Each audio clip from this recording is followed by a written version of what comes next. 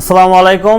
বাংলাদেশ সফর শেষ করেছে নিউজিল্যান্ড, এবার বাংলাদেশের পালা হচ্ছে নিউজিল্যান্ড গিয়ে সফর করা। এখন প্রশ্নটা হচ্ছে সেখানে যে বাংলাদেশে এসে নিউজিল্যান্ড যতটুকু ভালো দেখাতে পেরেছে, এখন বাংলাদেশ টাইগার কি নিউজিল্যান্ডে গিয়ে ততটা ভালো দেখাতে পারবে?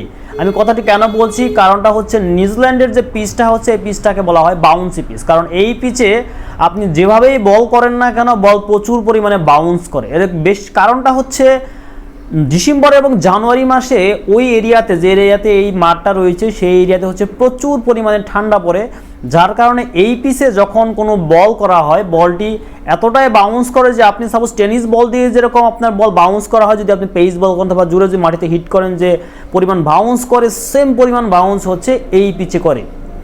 এখন প্রশ্নটা হচ্ছে তাহলে বাংলাদেশের বোলাররা যদি ভালো করতে না পারে তাহলে নিউজিল্যান্ডের বোলাররা কীভাবে ভালো করবে?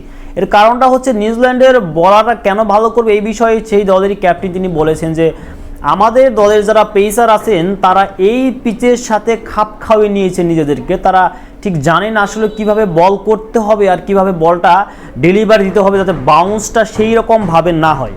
আর এই প্রশ্নটার প্রেক্ষিতে যদি বাংলাদেশের পেসারদেরকে আমরা বলে থাকি, কারণ তারা এই পিচে এতটা অভ্যস্ত না যে তারা এসেই হুট করে এই পিচে ভালো বল করতে পারবেন। কারণ স্পিনারদের জন্য বিষয়টা যদি খেয়াল করি তাহলে খুব একটা ভালো স্পিনারদের জন্য এই পিচটা না, কারণ এই পিচে যে পরিমাণ বল বাউন্স হচ্ছে, আপনি বলাররা যদি স্পিনাররা যদি বল করে থাকেন সেখানে টার্নিং নেওয়ার সাথে বল বাউন্সই বেশি হবে, সেক্ষেত্রে এত টার্ন হয়তো নিতে পারবেন না বাংলাদেশ স্পিনাররা।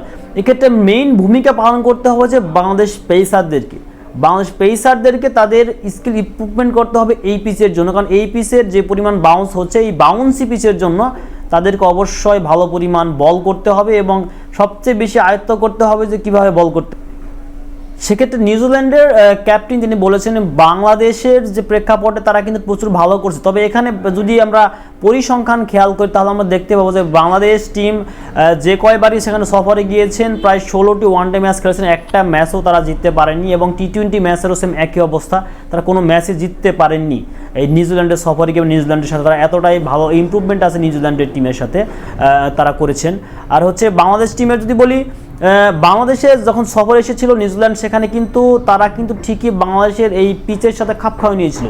বাংলাদেশের সাথে খেলার সময় নিউজিল্যান্ডের দুই স্পিনারই কিন্তু হচ্ছে প্রায় 22টি উইকেট নিয়েছিলেন। সেখানে বাংলাদেশি স্পিনারের ভূমিকা আপনারা জানেন, পেসার যারা আছে তাদের ভূমিকা আপনারা জানেন। সেই দিক থেকে কিন্তু বাংলাদেশের পেসারদেরকে ভালো একটি ভূমিকা প্রদান করতে হবে নিউজিল্যান্ডে গিয়ে, কারণ স্পিনাররা সেখানে কিছু খুব একটা করতে পারবে না। মুস্তাফিজের দিকে তাকিয়ে থাকবে সবাই, মুস্তাফিজ কী করে এই বিষয়টা কিন্তু খেয়াল রাখা খুবই জরুরি যে বাংলাদেশের পেসারদেরকে অনেকটা ইমপ্রুভমেন্ট দরকার এই পিচের জন্য। অবশ্যই সেখানে গিয়ে 1-2 দিন প্র্যাকটিসের মাধ্যমে তাদের বোঝা উচিত এই পিচে কীভাবে বল করতে হবে, কারণ বলটা আপনাকে টেনিস বলের মতো বাউন্স করতে থাকবে এই পিচে, আপনি চাইলে যা খুশি তাই করতে পারবেন না। আর যদিও নিউজিল্যান্ডের যারা ক্রিকেটার আছেন তাদের কিন্তু এই পিচে তারা অভ্যস্ত, তাদের কোনো সমস্যা হবে না, তার কারণ এই পিচে খেলেই তারা বড় হয়েছেন অথবা এই পিচে খেলেই তারা অভিজ্ঞতা অর্জন করেছেন, সেক্ষেত্রে তাদের তো আসলে এই বিষয় নিয়ে মাথা ব্যথার কোনো কারণ নেই। সমস্যা হচ্ছে বাংলাদেশের পেসাররা কী করবেন, কারণ তারা যখন একটু বলটা হিট করবেন একটু বেশি চাপ দিবেন তখন বলটা অতিরিক্ত বাউন্স হয়ে যাবে, মিডল চাপ দিলেও দেখবেন যে বাউন্স হয়ে যাচ্ছে, প্রচুর সমস্যা হওয়ার সম্মুখীন আছে এই পিচটাতে। এই জন্য বাউন্সি পিচ বলা হয় এই পিচটাকে, যেহেতু এলাকাতে ঠান্ডা বেশি সেহেতু পিচে বাউন্সি সবচাইতে বেশি হয়।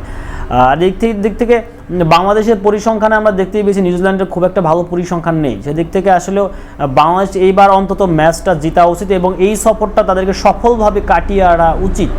কারণ হচ্ছে বাংলাদেশের এটা একটা র্যাঙ্কিংয়ের বিষয়টাও আছে, দেশের সাথে খেলার বিষয়টাও আছে, যে একটা ম্যাচও জিততে পারেনি কোনো ওয়ানডে ম্যাচে এবং টি20-তে।